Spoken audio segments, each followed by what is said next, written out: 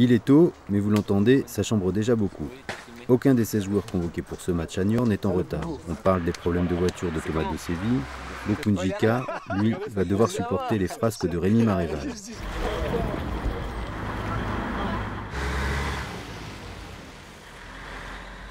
2 heures plus tard, les Nantais arrivent au domaine du Griffier, à une vingtaine de kilomètres au sud de Niort. Au programme, petite balade collective histoire de se dégourdir les jambes et de resserrer les liens à quelques heures de la rencontre.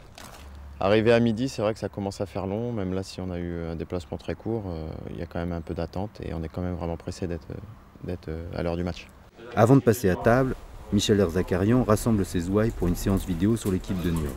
La causerie du coach, elle, se fera en toute intimité. Non mais bon, il y a des règles quand même en diététique sportive. On sait que la ration, le dernier repas doit être absorbé 3 heures minimum avant l'effort. Donc si on ne faisait pas de collation entre un repas le midi pour un match à 20h30 le soir, ça serait compliqué, les gars auraient des fringales et on est obligé d'apporter une ration alimentaire supplémentaire vers 17h, 17h30. Un déjeuner copieux mais équilibré, suivi de 2 heures de sommeil. Nos Canaris n'ont plus que la collation avant de rejoindre le stade René Gaillard. La sieste ? Ouais, ça a été. Il est un peu plus de 19h, les joueurs sont encouragés par leurs supporters qui ont fait le court déplacement.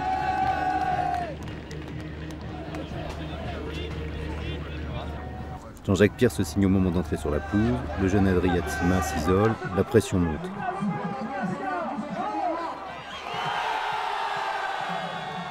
Les Chamonix-Niortais n'ont pas gagné à domicile.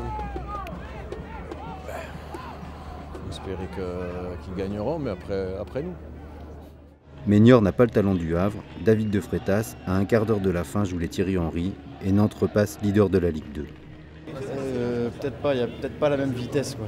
Non, j'ai eu la chance d'arriver avant sur le ballon, le défenseur était un peu sur ses appuis et j'ai juste à pousser pour le prendre de vitesse. Déjà, c'est très rare de me voir prendre quelqu'un de vitesse et en plus ensuite de marquer. Non, j'aime bien un peu ce genre de situation enroulée parce que je me chambre un peu parce que j'ai un peu les pieds en canard, donc on me dit t'as la facilité pour enrouler. Et puis ce soir ça m'a réussi, donc non, je suis vraiment content plus pour le groupe. Après bien sûr personnellement c'est toujours agréable. Il est 23h05, Thomas Dossevi et Guillaume Moulec signent les derniers autographes. Ce groupe, on peut en témoigner, respire la sérénité.